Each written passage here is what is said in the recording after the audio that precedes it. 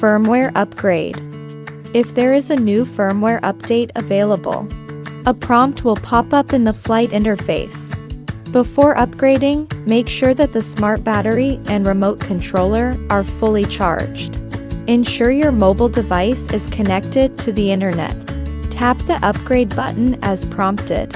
After the firmware download is complete, the drone will automatically start the upgrade process.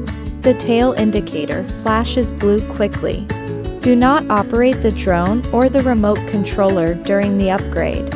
After the upgrade is complete, the drone and remote controller may automatically power off. Restart the devices for use. Inspect, attach and detach the propellers. The drone's propellers should be inspected regularly. After prolonged flights or collisions, there may be issues such as bent or loose screws, damaged or deformed propeller blades.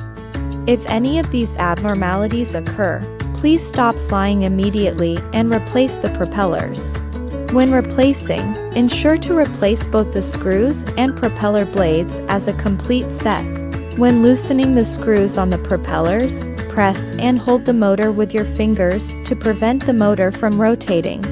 Then remove the screws and detach the propellers. When replacing the propellers, pay attention to the markings on them. Attach the marked propeller blades on marked arm.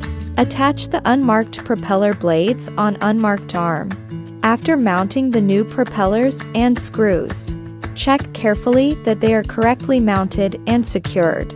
Incorrect installation can cause the drone to fail to take off or result in a rollover during takeoff.